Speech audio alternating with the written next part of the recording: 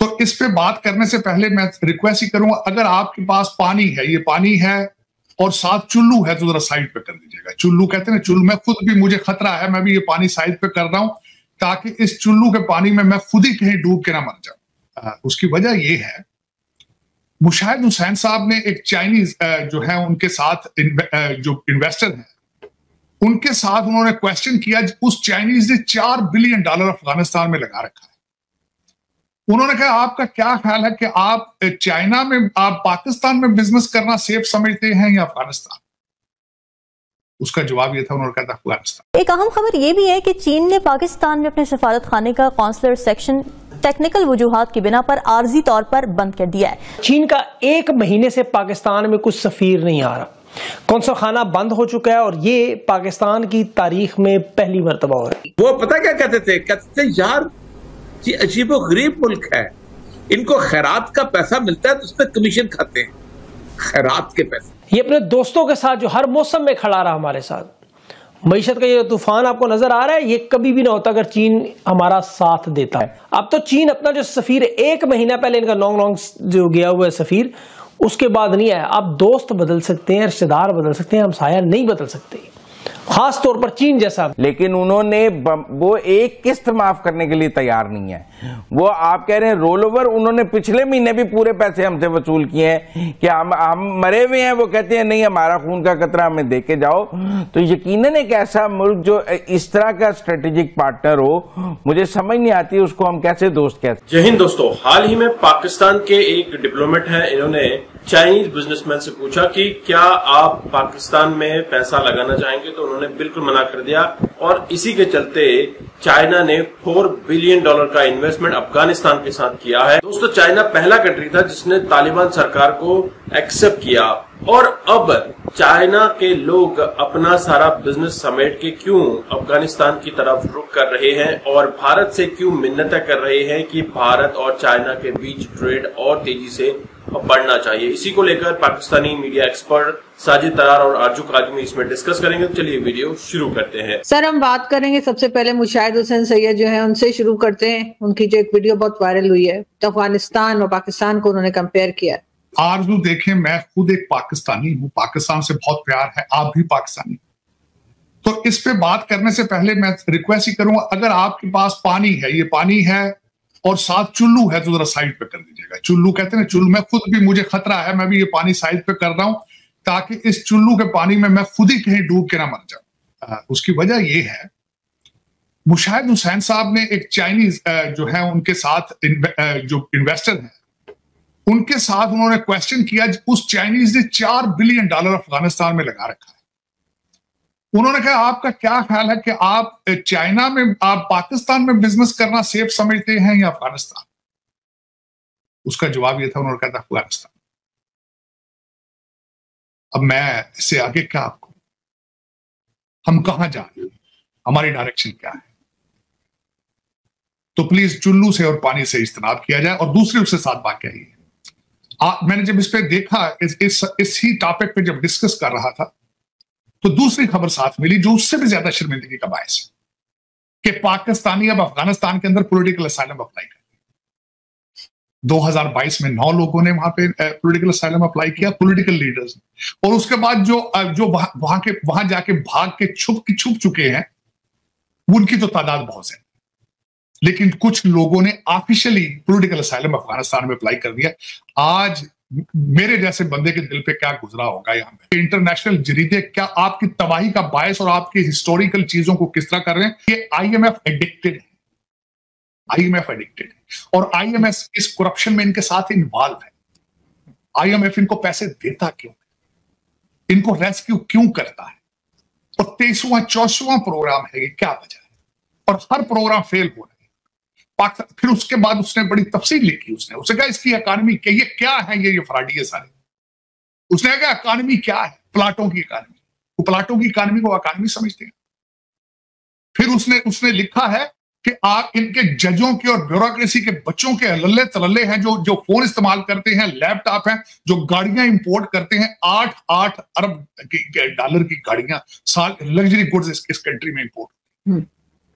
फिर जो इनको 17 बिलियन की मराहत है, जो इनकी रूलिंग एलीट है, जो पेट्रोल मिलता है, इनको गाड़ियां मिलती हैं, इनको बॉडीगार्ड मिलते हैं, जो आपकी रूलिंग एलिट है, सरकारी खर्चे। फिर उन्होंने पीआईए के बारे में लिखा, उन्होंने क्या अच्छा, फिर उन्होंने कंपैरिजन उसमें किया। मैं आप कंपैरिजन, उन्होंने भारत के इंडस्ट्रियलिस्ट, भारत के बिजनेसमैनों के साथ कंपैरिजन किया कि वो किस तरह पैसा कमाते हैं और ये यहाँ के जो लूटिंग एलीट है, लूटिंग वाले, ये किस तरह पैसा बनाते हैं। कोई भी वायबल प्रोजेक्ट नहीं पाकिस्तान के अंदर कर रहे, कोई भी वायबल प्रोजेक्ट। वो भी लूटने के चक्कर में टैक्स नहीं देते, आधी इनकम तो उनकी टैक्स के फ्रॉड की सारी, ये सारी दुनिया देख रही है इस वक्त। हाँ, वो जो आपके सेक्रेटरी यहां से इंग्लैंड से पढ़ के जाते हैं, वो ये समझते हैं कि हमारे पास अब फ्रॉड का लाइसेंस है, हमें गोरा पहचान नहीं पाएगा, हम जितना फ्रॉड करेंगे तो भाई दुबई के जो हमारे प्लाजे हैं, दुबई की प्रॉपर्टियां गोरों को नजर ही नहीं आ रही, ये समझते हैं। हर एक की गलतफहमी है इस बात, लेकिन ये नहीं पता इन्हें हर चीज, यू आर अंडर ऑब्जर्वेशन। आपको सारा दिन लोग, फिर उस ऐसे में उसने बार बार लिखा, उसने कहा तबाही का बायस क्या बना इस मुल्क, ये कौम तबाह किस तरह हुई, ये भी लिखा उस गोरे ने। उसने लिखा कि जब रशिया अफगानिस्तान में आया, बस उसके बाद ये इन्होंने लौट के देखा नहीं, ये पाकिस्तान तबाह कर दिया, इन्होंने बेच दिया।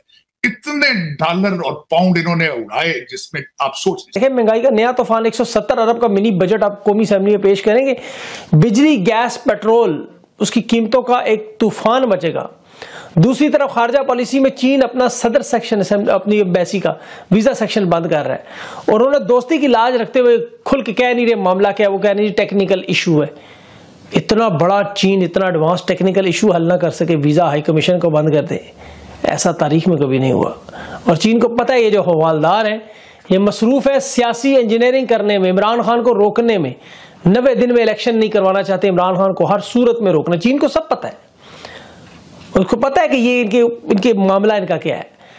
ये बलोच लहद की पसंद, कालादम तरीके तालिबान जो चीन के बाशिंदों को खुले सरेआम धमकियां दे रहे हैं, उन्हें रोकना इनकी प्रायोरिटी नहीं है। शहबाज शरीफ की अभी सीपैक शी जिनपिंग से मुलाकात हुई तो पहला नुक्ता ये था कि हमारे शहरियों की हिफाजत करो, बाकी हम तुम्हारे लिए मुफ्त काम कर रहे हैं। लेकिन सीपैक में तमाम मंसूबों पर कोई काम नहीं, सब काम रुक चुका है और चीन के लोग यहाँ आने से डर रहे हैं। चीन ने इनसे कहा हमें आप इस्लामाबाद से लेकर ग्वादर तक चेक पोस्ट बनाने दो, हम आपकी मदद करते हैं। लेकिन इन्हें अमेरिका ने कहा नहीं, ये तो चीन आपके मुल्क में अड्डे बना रहा है, अमेरिका को दे देनी है, साथ चीन को नहीं देनी, मतलब जगह। ये अपने दोस्तों के साथ जो हर मौसम में खड़ा रहा हमारे साथ, मईशत का ये तूफान आपको नजर आ रहा है, ये कभी भी ना होता अगर चीन हमारा साथ देता। और वो क्यों साथ दे, उन्होंने इसके किया क्या उसके साथ, ये मसला हवलदारों को समझ नहीं आ रही। खारजा पॉलिसी तबाह, दाखिला तबाह। अब तो चीन अपना जो सफीर 1 महीना पहले इनका नोंग जो गया हुआ है सफीर, उसके बाद नहीं आया। आप दोस्त बदल सकते हैं, रिश्तेदार बदल सकते हैं, हमसाया नहीं बदल सकते, खास तौर पर चीन जैसा हमसाया। और यही रजीम चेंज की सबसे बड़ी इनकी दाव था कि इन्होंने चीन और पाकिस्तान को आपस में से हटाना है। मैं बार बार ये कहता आपके ज़हन में बात बैठ गई, चीन को पाकिस्तान से दूर करना, और इसमें कामयाब होते नजर आ रहे हैं। जिस तरह अवाम को फौज से दूर कर दिया इन्होंने, इनका एजेंडा पूरा हो रहा है। अब अमेरिका के साथ बढ़ते हुए ताल्लुकात पर चीन हकीकी मानों में नाराज है, लेकिन मजाल एस्टेब्लिशमेंट के कानों पर जूं भी नहीं गए।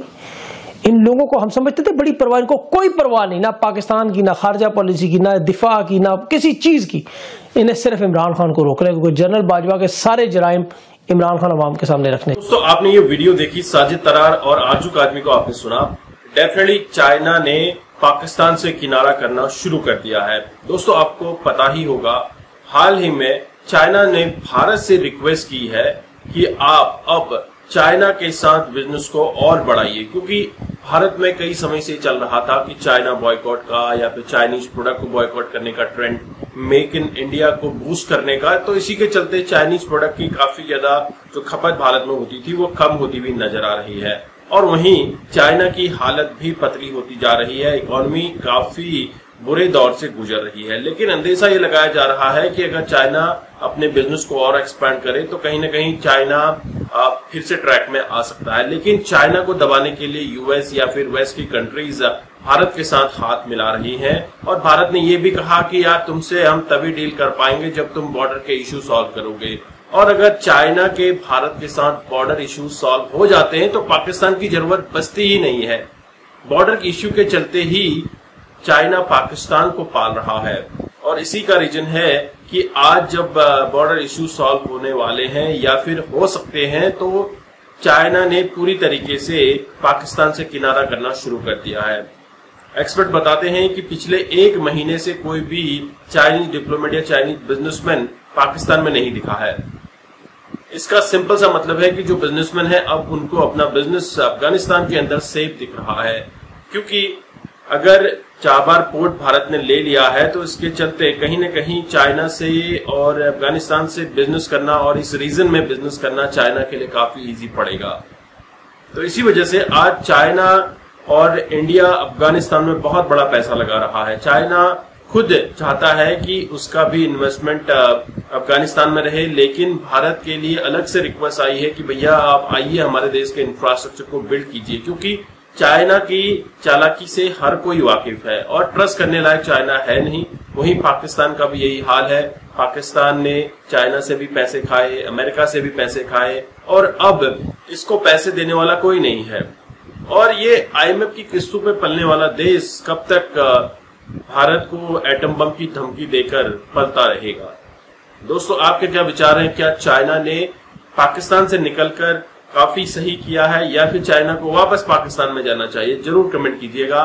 चैनल पर नए हैं, चैनल को सब्सक्राइब करना मत भूलिए। मैं आपको मिलता हूं नेक्स्ट वीडियो में, तब तक के लिए थैंक यू। जय हिंद, जय भारत, जय श्री राम।